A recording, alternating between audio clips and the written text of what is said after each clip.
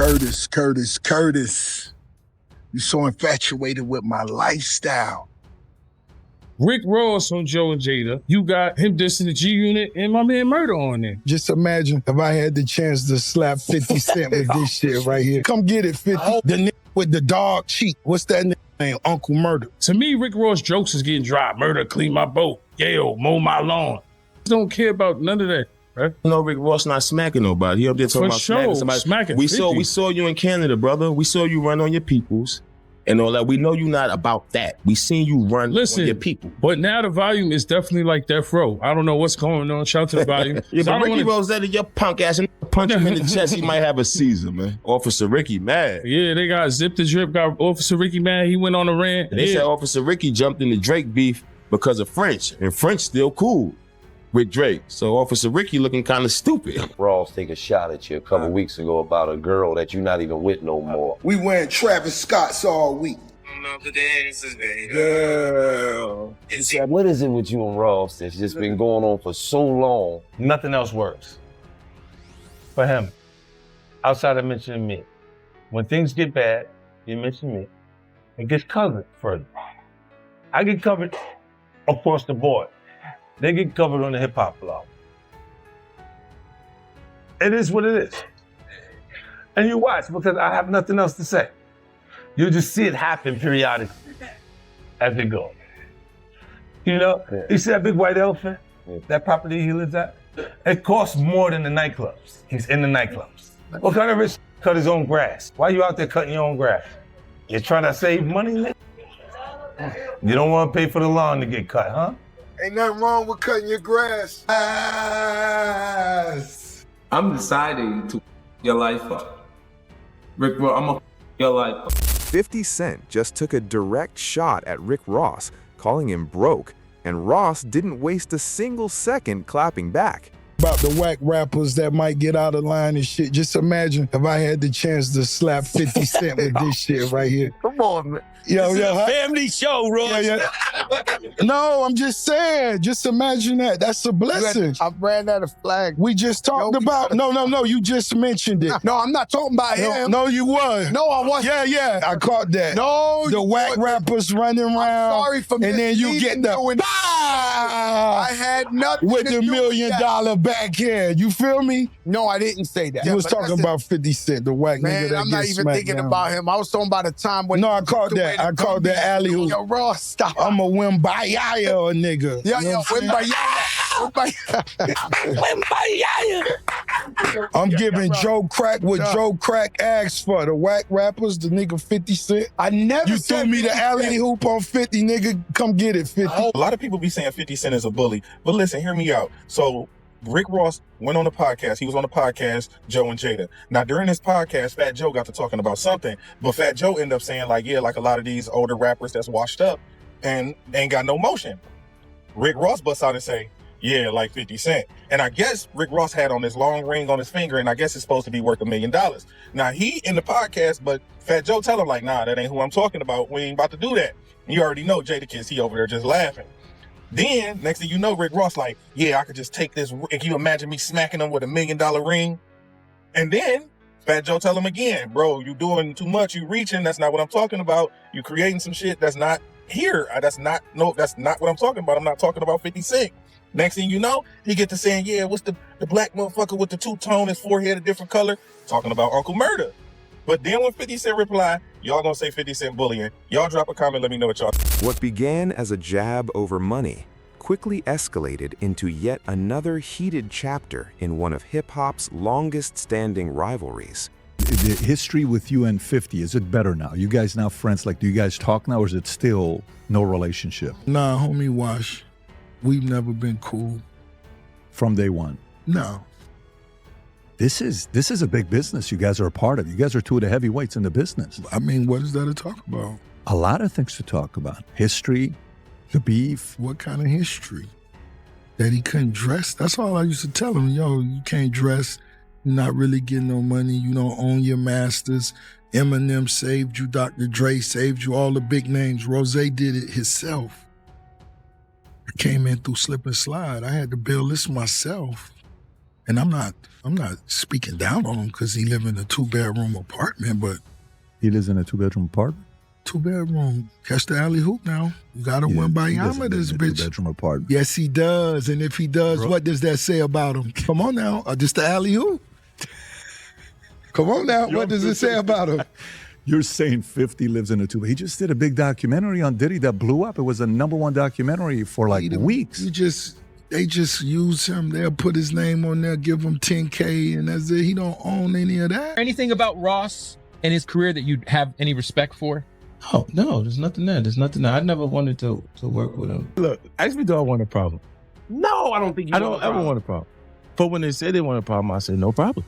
During a recent appearance on Patrick Bet-David's PBD podcast, Ross was asked point-blank whether he and 50 Cent had ever managed to put years of back-and-forth tension behind them. Certain artists that it would say things about 50 Cent and that would generate their energy. 50 Cent had some huge records when he had the biggest producers and artists around him putting them together. That's why right now you can't make nothing. Their whole career has been based on it. So it's not a surprise that they try to do that to continue the relevance.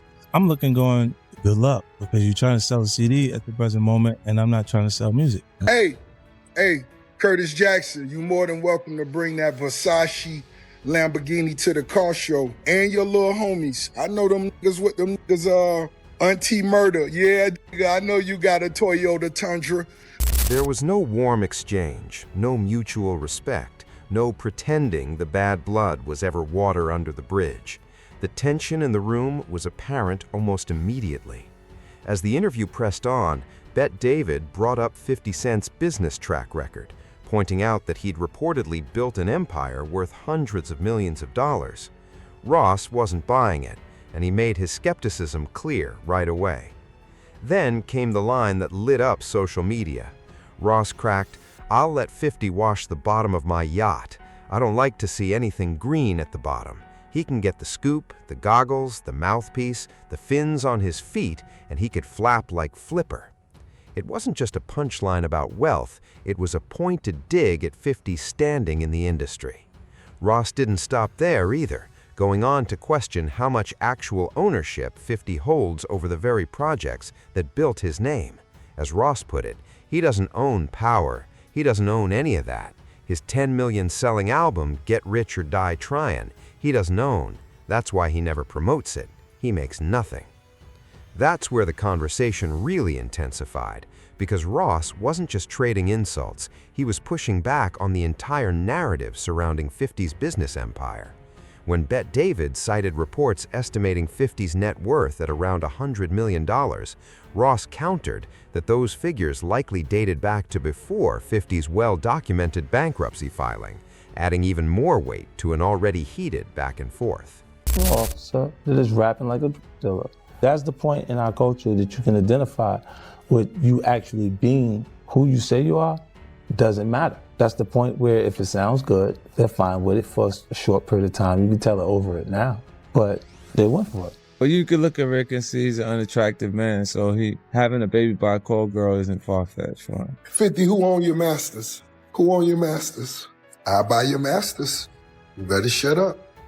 I will buy your masters. No, I didn't know that they say I was the only person that fucked 50 Cent up. I ain't know that. Well, Gunplay, we had a little run-in with Gunplay. Yeah. I mean, that's a street dude. Well, Gunplay, well, you can ask him how that one went. Would you ever make good with Rick Ross? Is that a possible fix? I don't have anything in business that we would be doing that makes sense. If I was chasing him, I would have got him by now, you know. Ross also kept piling on during the interview, dropping another claim that immediately had people talking. He alleged that 50 Cent is currently living in a 2-bedroom apartment, a comment that sent ripples across social media almost instantly. Here was an artist who'd built his entire brand around luxury, expensive cars, and major business wins, now having his actual living situation publicly called into question by one of his longest-standing rivals. I don't want to say yet. To me, real estate has always been an asset. You can make a new car. You can't make that corner. You got to buy that corner. And when I walked in there, I told the lady, this is my house. The real estate. Ross wasn't finished there. He went on, They just use him. They'll put his name on there, give him $10K, and that's it. Doesn't own any of that. It's like you loved the Hated to Love It song. I saw you was on IG, you was playing it. If you, my mama kissing the girl, you gotta back that up. That shit was hard right there. Hey, that was that nigga's best verse. I mentioned his mom, she was, she was one of those. So I said it in front of the song, but the song was produced by Cool and Dre. Legendary. Which is my homie. Legendary. So the song was a dope song. You know what I'm saying? I can tell you. Yeah. But I'm a on homie. He ain't getting no money. Keep laughing, because it's funny. When he come here, if he ever come here and say, how you feel, Rose getting all that money, nigga? Do him like that. Forever. I don't think that's turning on. No. I would love for y'all to get, you know what I'm saying? Don't do that. You know dog ain't getting no money. You've been giving me alley-oops all day. That was an oop. I got you. I caught your 50 Cent alley-oop on by this people. I got you on that. I just dunked that. That comment landed as yet another direct hit on the polished image many fans have of 50 Cent's business empire. Before 50 even had a chance to respond, social media had already split into camps, debating the claim in real time. One fan wrote that they weren't a fan of either 50 or Renzel, but argued it was ridiculous to suggest 50 was broke, pointing out that the final lap tour alone had him financially set. Another user pushed back the other way, insisting 50 makes serious money purely off the Power universe, and that's just one piece of his portfolio. The conversation took off fast, quickly becoming one of the biggest topics circulating online. DJ Academics helped amplify it further, pushing the clip out to an even wider audience, and what started as a podcast soundbite turned into a full-blown story across hip-hop media. Not long after, 50 Cent appeared to respond by redirecting attention toward Ross's sprawling Fayetteville, Georgia estate, often nicknamed the Promised Land. But to really understand why these two are still trading shots after all this time, you have to go back to where it all reportedly started. According to past accounts, the tension traces back to the 2008 BET Hip Hop Awards. Ross has claimed he felt disrespected by a look 50 gave him that night, while 50 later said he didn't even recall the interaction happening at all. That disputed moment became the spark for what would become years of public back and forth. By 2009, things escalated further when Ross released Mafia Music, a track that took direct aim at 50 and touched on details connected to his personal life. That record grabbed immediate attention and raised the stakes considerably. What may have begun as a misunderstanding at an awards show had now turned into one of hip-hop's most talked-about rivalries, with both men continuing to trade headlines and pointed remarks for years afterward. Bringing someone's child's mother into a diss record was always going to provoke a response, and 50 Cent wasn't about to let it slide. After Mafia Music dropped, the conflict accelerated quickly, with both artists trading records, interviews, and public jabs. One of the most defining moments came when 50 released Officer Ricky, a track that went beyond typical diss record territory and directly targeted Ross's public image. Rather than sticking purely to music, 50 dug into Ross's background and surfaced something rarely discussed up to that point: reports that William Leonard Roberts II had worked as a corrections officer in Florida before launching his rap career. That revelation became a massive talking point across hip-hop media, shifting the conversation away from who had better bars or bigger hits and toward questions of credibility and public image. Part of why this feud has lasted so long is that neither side has ever seemed fully willing to walk away from it. Over time, the feud spread beyond music into public jabs, legal disputes, online back and forth, and a constant battle for relevance. Most rap rivalries cool off after a few months, but this one kept finding new fuel, since both artists consistently responded whenever the other made headlines. Every time one side seemed to gain momentum, the other found a way to pull focus back to themselves. Another reason this feud became such a long-running story is that both men built massive brands outside of music.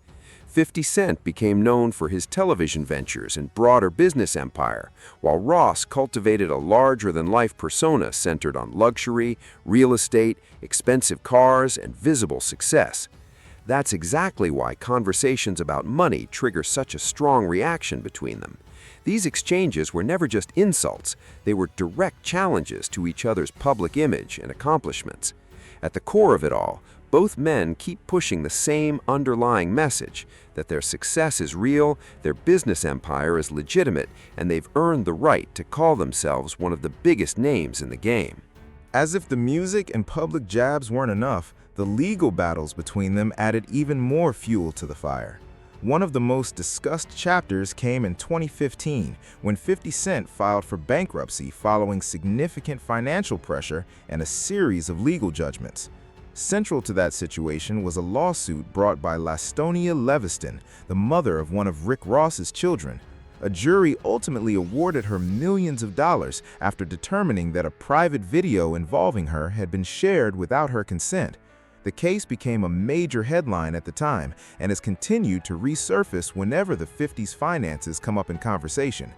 Because the lawsuit unfolded during such a publicly visible stretch of his career, it created a narrative that's followed him for years. Ross, in particular, has continued referencing that period anytime questions about wealth or financial stability enter the discussion. During his recent podcast appearance, Ross once again pointed back to that era while pushing back on the figures commonly attached to 50's net worth. He argued that people tend to focus on the headline numbers without factoring in the financial setbacks that became public knowledge over the years. As Ross put it, "Nah, that was before the bankruptcy and all that. Come on now, let's talk about this abuse and the bankruptcy." The comment added even more tension to an already charged exchange. The legal drama wasn't one-sided either. Around that same period, 50 Cent filed his own lawsuit seeking millions of dollars over claims tied to Ross's use of material connected to In the Club on a mixtape project. What had started as a rap rivalry had now evolved into something much bigger than diss tracks and interviews. Lawsuits, counterclaims, court filings, and financial disclosures all became part of the ongoing conflict. Things took an even more dramatic turn when the legal process reportedly gave Ross's team access to certain financial information through discovery. Reflecting on it later, Ross claimed he was genuinely surprised what he uncovered, suggesting the full picture looked very different from what most fans assumed. According to Ross, reviewing those records shifted his entire perspective on the 50's financial situation at the time. Whether or not fans agree with Ross's read on the situation, the legal disputes added a whole new layer to one of hip-hop's longest-running rivalries, turning personal disagreements into courtroom battles that kept both names in the headlines for years. Ross has made it clear that those old legal records never really left his mind. Years after the court battles first made news, he brought those same financial talking points back into the spotlight during his appearance on the PBD podcast. From his perspective, the comments weren't random insults. They were part of a broader argument built on information he says he reviewed during the legal proceedings. That's part of why his remarks resonated so widely. He wasn't just questioning 50's wealth, he was challenging the entire public narrative fans have associated with 50 for years. By revisiting the bankruptcy era, Ross was effectively trying to reinforce his argument and remind people of a period that generated significant headlines across the entertainment world. Agree with him or not, the strategy clearly worked in getting people talking again. Another detail that frequently resurfaces in these conversations involves 50 Cent's social media activity during his bankruptcy proceedings. At the time, reports noted he was questioned about posts showing large amounts of cash online, images that spread quickly and became a major topic of discussion. Critics viewed the posts as controversial given the timing, while supporters argued it was simply 50 leaning into his larger-than-life public persona. Even today, ongoing wealth estimates keep the debate alive. Various reports place 50 Cent's net worth around $100 million, while Rick Ross has often ranked higher on similar celebrity wealth lists. Those figures continue to fuel discussion, since both men have built their reputations around success, business ventures, and financial power. Unsurprisingly, 50 eventually clapped back. During an appearance on the $1 Million Worth of Game podcast, he argued that the luxury lifestyle Ross projects online is more about presentation than reality. a claim that struck right at the foundation of Ross's brand, which is long centered on mansions, luxury vehicles, private jets, and high-end living. 50 also questioned the long-term financial burden of Ross's massive Georgia estate, the Promised Land. He said, "You see that big white elephant, that property that he lives at? It costs more than the nightclubs he's in. We know what they give you. He can stay until he's a squatter holding on to the leg of the chair that moves, but that's what it is. It's just part of a presentation." That comment instantly added another chapter to a feud where both sides keep attacking not just each other's music, but the very image and success each has spent years building. 50 Cent has always had a knack for turning insults into quotable one-liners, and his comments about Ross's estate were no exception. By suggesting Ross was holding on to a property that costs more than it generates, 50 took direct aim at one of the most recognizable symbols of Ross's brand. The Promised Land isn't just a house, it's become a central part of Ross's public identity, the backdrop for car shows, social media content, business announcements, and countless videos showcasing his lifestyle. In many ways, the estate has come to represent everything Ross's image is built around. Ross, predictably, didn't back down. He responded with his own sarcastic suggestion that 50 could put the property to use filming television productions there. It created an interesting dynamic, since both men were essentially joking that the other might soon need a job, Ross with his yacht washing comment, and 50 implying Ross might eventually need to find new ways to generate income from his estate. That exchange quickly became one of the most talked about moments of their latest round of beef. As the feud continued, the conversation drifted from business and finances into more personal territory, which drew a stronger reaction online. Ross made comments touching on 50's family, referencing his son Sire in social media posts and suggesting the child get a small dog for companionship. Those remarks drew immediate criticism from fans and commentators, with many arguing that children and family members should stay out of public disputes entirely. The backlash was notable. Even people who'd been enjoying the rivalry felt this particular exchange had crossed a line. Around that same time, Benzino entered the conversation as well, publicly criticizing 50 Cent and pulling another voice into what had already become a crowded debate. Ross also brought 50's loyalty into question, specifically regarding Dr. Dre, after 50 was seen aligning himself with Drake during Drake's highly publicized clash with Kendrick Lamar. Ross said, "Dr. Dre put you on. I thought Dr. Dre was the set. I thought you were loyal to Dr. Dre. Went with the Canadian over Dr. Dre, who you said changed your life. Shut the F up when the Canadian took the L. You got totally quiet." With that, Ross shifted the conversation away from money entirely and into questions of loyalty, reputation, and credibility, opening up yet another front in a feud that never seems to stay dormant for long. His underlying argument suggested 50 had sided with Drake over the man Ross felt deserved that loyalty, raising the kind of accusation that fuels endless fan debate. Around the same time, another controversy added fuel to the fire. In June 2024, reports surfaced about tension following Ross's performance at the Ignite Music Festival in Vancouver, after he reportedly closed his set with Kendrick Lamar's Not Like Us. The moment quickly became a major talking point online. Then, during a Canadian concert over his birthday weekend that July, 50 reportedly referenced the incident and joked about it on stage, turning another controversial moment into content. That's been a defining pattern throughout this entire feud. Whenever one side faces criticism, the other tends to show up with a response ready to go. Strip away the jokes, the memes, the interviews, and the social media shots, and this rivalry really comes down to one central question: who actually owns their success? Both men have built their public identities around power, wealth, and business achievement, which is exactly why any challenge to those accomplishments hits as hard as it does. Ross continues to argue that 50 doesn't fully own several of the major projects most associated with his name, repeatedly pointing to Get Rich or Die Tryin' and the Power franchise, while questioning how much real ownership and control 50 holds over either one. Ross even dismissed the idea of ever making peace, saying, "What kind of history could he not dress? That's all I used to tell him. yo, you can't dress, you're not really getting any money. Whether you side with Ross, side with 50, or think the truth sits somewhere in between, one thing is clear. This rivalry has lasted nearly 2 decades because neither man has ever shown real interest in letting it go. From diss tracks and lawsuits to business disputes and viral podcast clips, the conflict keeps evolving with every new headline. So now it's over to you. Who do you think is actually winning this long-running feud? Rick Ross or 50 Cent? Let me know down in the comments.